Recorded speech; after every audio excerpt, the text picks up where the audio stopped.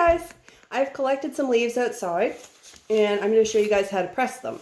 So in the past, I pressed some leaves in some old textbooks at my old school. And kind of left leaf imprints all through the textbook pages.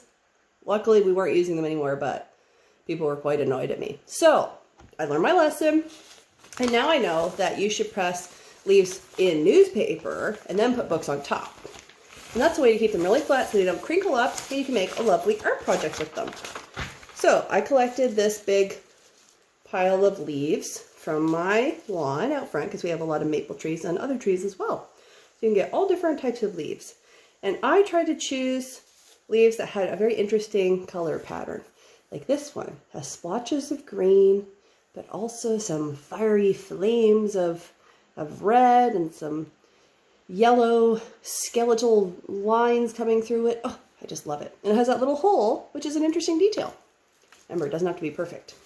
So I got some leaves. I got my newspaper, or flyers, I guess. I'm going to start putting them in here. So I'll just do a couple for an example. So here are my leaves. I'm going to make sure that they're lying really flat on the paper because I don't want them to get folded over or crumpled when I put the books on top. You don't really need the stems, but I'll take those off later. So I have a whole bunch of leaves here. I'm going to spread them out so they don't get stuck to each other.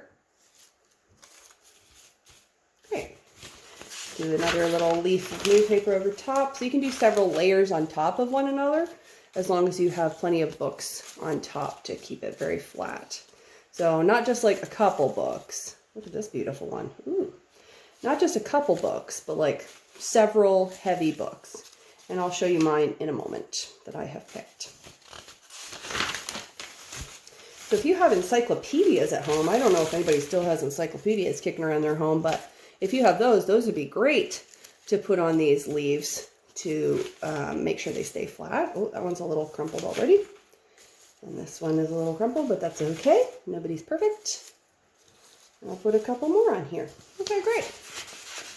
So because this is just an example video, I'm not going to do all of my leaves. So I have quite a few. They're under the newspaper. I want to make sure no little tendrils are poking out because then those would curl up.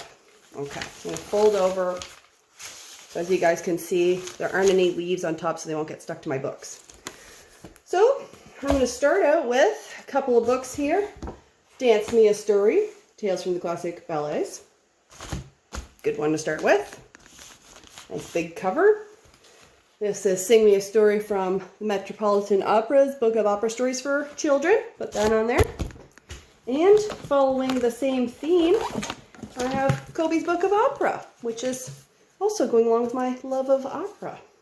So this is a good start. I'm going to have to add quite a few more books on here to keep them really flat. And that's how you press leaves without ruining books.